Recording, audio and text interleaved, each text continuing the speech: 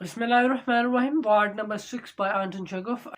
पेतला नोमा खेस्त ये नोवेला है। इसमें कहानी है मेनली एक डॉक्टर की, जो कि पहले डॉक्टर होता है, 20 साल वहाँ अपना काम करता है, प्रैक्टिस करता है वो जो उस टाउन का हॉस्पिटल होता है, और फिर वो अल्टीमेटली पागल हो जाता है और वो पागल खाने में मर जाता है। जो वार्ड नंबर 6 है, वार्ड नंबर 6 क्योंकि उससे पहले वहाँ 5 वो मौजूद हैं पागल, और छठा ये होता है। अब ये है कि इसमें मोरलेस एक डिग्रेडेशन दिखाई गई है। अगर हम इसको देखें, जो समरीज अवेलेबल हैं, तो बिल्कुल भी समझ में नहीं आएगा, और ना ही वो चीज़ें उस तरह से समझ में आएंगी जो स्टोरी में हो रही हैं, जो इवेंट्स हो रहे हैं।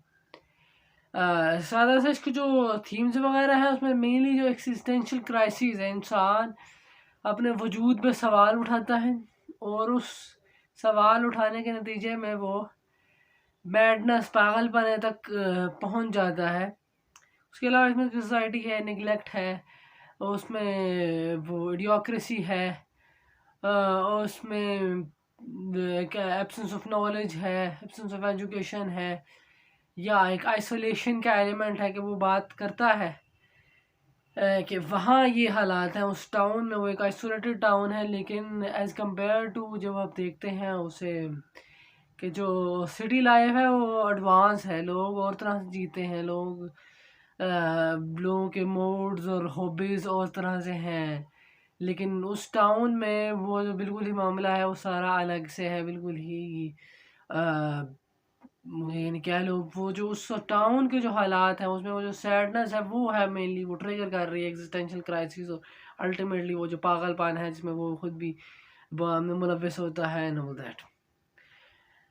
रेगन वो जो डॉक्टर है, इसके अलावा जो दूसरा जो आइवन है, जो उसके अलावा जो पांचवा कह लो पागल है, वो दोनों पढ़े लिखे हैं, और दोनों ही उस गैप की वजह से कि उनके इर्द गिर्द वाले सारे जो है वो बिल्कुल ही गए गुजरे हैं, और वो बहुत ज़्यादा पढ़े लिखे हैं, तो वो जो एक गैप है वो मेनली उनकी वजह बनता है ऐसा होने का। कहानी जो है वो वार्ड से शुरू होती है, नहीं उसमें वो ये ऐसे पागल मौजूद हैं, और फिर वो आइवन की कहानी पे जाते हैं कि आइवन का जो भाई मर गया था और बाप एक क्लर्क था, उस पर फ्रॉड का केस बना था, और उस फ्रॉड के केस में वो सारी जायदाद चली गई, सारा जो अमलाक थे नोलदैट वो चले गए। फिर उसकी माँ बीमार हो गई, फिर वो पहले वो पढ़ता था तो उसे वजीफ़ा मिलता था, फिर उसे पढ़ाना पड़ा उस वजीफ़े के लिए, और फिर वो उसने बीमार होने लग पड़ा तो वजीफ़ा उससे कट गया, और मेरी नौकरी से चली गई मोरलेस, क्योंकि वो वजीफ़ा ख़त्म हो गया था, नौकरी की तनख्वाह मिलती थी उन्होंने। उसकी माँ मार गई, और फिर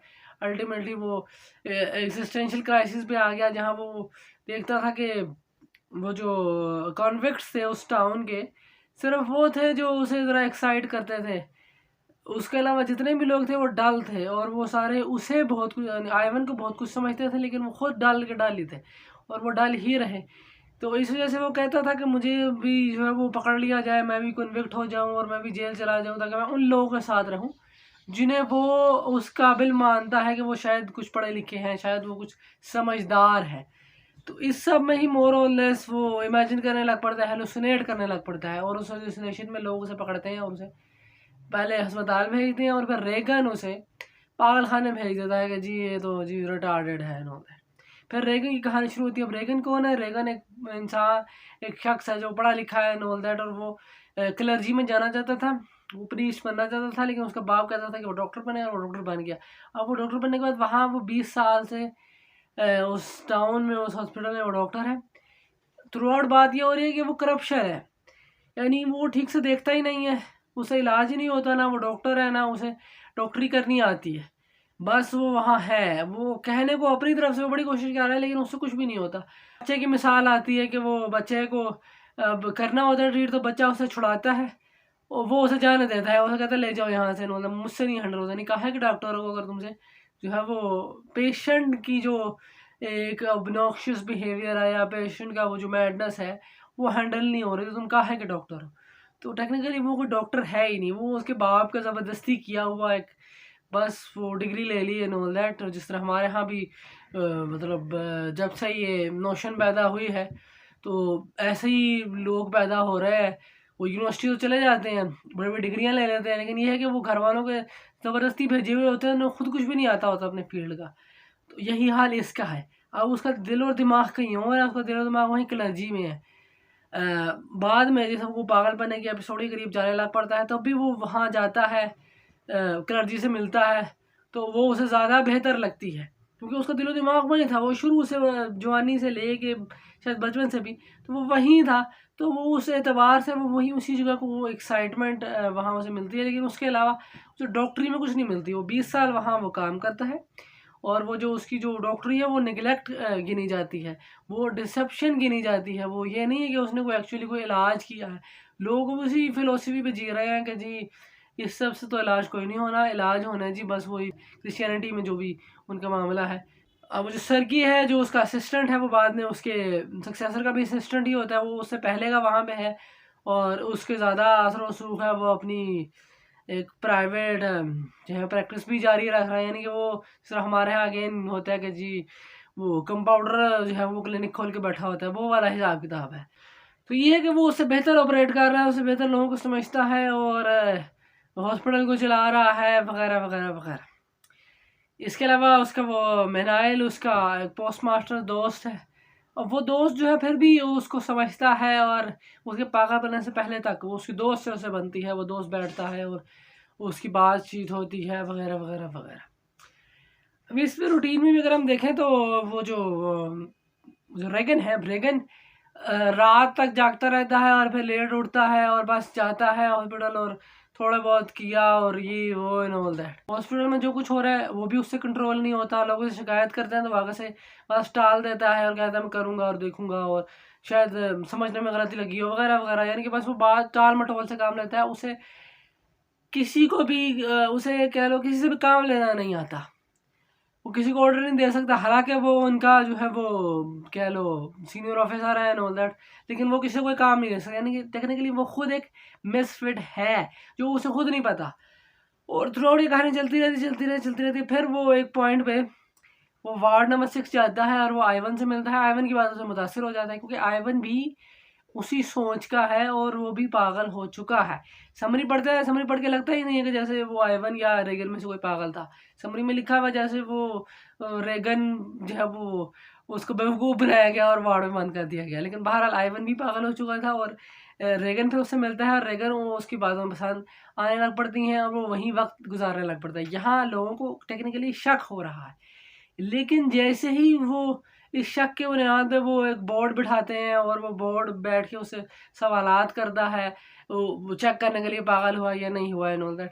बात यह है कि उस दौरान भी वो बातें सारी ऐसी करता है कि वो समझे पागल है। उसकी एक बड़ी वजह यह है कि वो नो डाउट वो एक डिग्रेडिंग पोजीशन पे हैं। वो इंटेलेक्ट को या नॉलेज को या फिलोसफी को ख़ास तौर पे उस तरह से नहीं समझते। वो पढ़े लिखे नहीं हैं, वो अपनी कुल ज़हनी की बुनियाद पे ही फ़ैसले कर रहे हैं। तो इसका साफ असूल ये होना था कि आप वो सर्गी की तरह वो जो असिस्टेंट था उसकी तरह आप उनको बस डील करते और पतली गली से निकल जाते, अपना काम जारी रखते। यानी सादा अल्फाज में मिस्टर ट्वेन ने भी कहा है कि लोगों को बेवकूफ़ बनाना आसान है, बजाय इसकी कि उन्हें ये बताया जाए कि उन्हें बेवकूफ़ बनाया जा रहा है। यानी अगर रेगन भी उन्हें बेवकूफ़ बनाता रहता तो कोई इतना इशू नहीं होना था। लेकिन ये कि उसने उन्हें समझाने की कोशिश की, उसने उन्हें बदलने की कोशिश की। इस बदलने की कोशिश में टेक्निकली रेगन पागल होता है और बखैर मिनाय वो उसे कहता है कि ठीक है हम जब वो सैर पे जाते हैं, हम ना ब्रेक लेते हैं, हम तफरी पे जाते हैं, उस सब में वो उसके सारे जो पैसे होते हैं वो खर्च कर देता है और उसे पेंशन भी नहीं मिलती। उसका बाद में रिग्रेट ये भी होता है कि मुझे पेंशन नहीं मिली, बाकियों को तो मिलती है, बाकियों को तो मिल रही है, मुझे नहीं मिल रही, मुझे क्यों नहीं मिली? उन्होंने मैंने 20 साल सर्विस की है, ऐसे वैसे वगैरह वगैरह। अच्छा यहाँ पे भी एक इवेंट आता है कि वो जो उसका जो दोस्त है वो जो पोस्ट मास्टर है शायद वो गया होता है सैर करने। वो कहता है कि मैं जुए में पैसे हार गया हूँ एंड ऑल दैट, तो मुझे इतने पैसे दे दो 500 रुपये जो है, और वो बड़े आराम से दे देता है। वो जो बाद में डिस्ट्रिक्ट से आया होता है बोटो वो उसकी जगह अपॉइंट हो जाता है और इसकी रेगिंग की अपनी नौकरी चली जाती है। टेक्निकली वो उसकी कह लो वो फायर होता है, टर्मिनेट होता है, उसे कोई बेनिफिट्स नहीं मिलते हैं। अब उस समय वो मकरूज होने लग पड़ता है एंड ऑल दैट, और वो जो उसकी जो कुक होती है उसकी किताबें बेच के भी पैसे देती है वगैरह वगैरह, लेकिन बहरहाल वो मकरूज रहता है। और अल्टीमेटली उस पॉइंट पे पहुंचते हैं कि उसे इलाज की ज़रूरत है, और वो इलाज की ज़रूरत पे फिर उसे वो वार्ड नंबर 6 में जाके बंद कर देते हैं, और वहाँ वो अगले ही दिन मर जाता है। लेकिन वो जो सारे उसके इवेंट्स को जब हम पढ़ते हैं, वो जो बातें वो कर रहा है, उससे पता लगता है कि वो पागल है। ऐसा नहीं है जिसने समरी में लिखा हुआ है कि जी बस वो उसे जो है वो धोखे से बंद कर दिया गया और वो तो बिल्कुल सेम था, वो पागल हो चुका था। ये बात बिल्कुल क्लियर है कि वो पागल हो चुका था। सो और उसके मरने की नो डाउट वो जो वार्ड बॉय है वो बाकी पागलों को भी मारता है और उसको भी मारता है, लेकिन वो उसके मरने की वजह नहीं है वो जो उसको मारता है। उसके मरने की वजह ये है, वो एक रिग्रेट है। वो ये कहता है कि 20 साल तक ये जो वार्ड बॉय है ये इन पागलों को मारता पीटता रहा है, और मैं इनका इंचार्ज था और मुझे ज़रा फ़र्क नहीं पड़ा, मुझे ज़रा खबर नहीं हुई, मैंने कुछ भी नहीं किया और इनको मार पड़ती रही 20 साल। वो इस रिग्रेट में, वो इस सदमे में वो मरता है, वो अगले दिन ही में मर जाता है। बहरहाल उसका जनाजा होता है, उस जनाजे में वही वो जो उसका दोस्त है पोस्ट मास्टर और वो जो कुक है, वो दो है, वो एक मर्द और एक औरत, ये दो लोग सिर्फ उसके जनाजे में शरीक होते हैं। उसके अलावा और कोई आता भी नहीं है, यानी कि लोग उसे टेक्निकली उसका कहते हैं ना डिस्कार्ड कर चुके हैं एज कूड़ा, कि बस ठीक है ये हमारे हमारे सोसाइटी का एक कूड़ा था। तो ये समझने वाली बात है कि वो नॉर्मेलिटी से हट गए थे। लेकिन अगर हम उसको आज की नॉर्मेलिटी में भी देखें, यानी कि अगर बिल्कुल ही जो इस चीज़ को एज ए इंडिपेंडेंट एनालाइज करें, तो भी इसका मतलब ये है कि आइवन और रेगन जो दोनों थे वो पागल हो चुके थे। नो डाउट वो ओरिजिनली पागल नहीं थे, वो ओरिजिनली पढ़े लिखे थे एंड ऑल दैट, और समझदार थे, वाकई में सियाने थे। लेकिन बात यह है कि उन्होंने उनकी गलती क्या थी कि उन्होंने एक गलत माशरे को, एक पागल माशरे को ठीक करने की कोशिश की थी, जिस कोशिश में वो कोशिश बैकफायर हुई और वो खुद पागल हो गए। उसकी वजह सीधी साफ सी है कि वो माशरा खुद को बदलना नहीं चाह रहा था। तो उससे हम ये नतीजा निकाल सकते हैं कि इंसान की सही जगह पे हो, जहाँ लोग ना समझ रहे हो तो उन्हें उनके हाल पे छोड़ दिया जाए और उन्हें मरने दिया जाए जिस भी हालत में हो, और सरगी की तरह उन्हें लूटा जाए, अपनी प्राइवेट प्रैक्टिस चलाई जाए। और सरगी भी ऐसा कोई डॉक्टर तो नहीं था, वो वही जो रिचुअल्स थे, जो क्लर्जी के रिचुअल्स थे वो किया करता था, और लोगों को उम्मीदें दिलासे दिलाया करता था कि तुम ठीक हो जाओगे या ये हो जाएगा वो हो जाएगा, और फिर वही दूसरी बातें जो क्लर्जी से निकल आती हैं ऑल दैट, तो वो लगा के उन्हें कह लो ही वॉज अ स्विंडलर, वो एक ठग था मोर और लेस। तो ऐसे हालात में इंसान को वो सरगी वाला वाला रवैया रखना चाहिए, ना कि रेगन या आइवन वाला।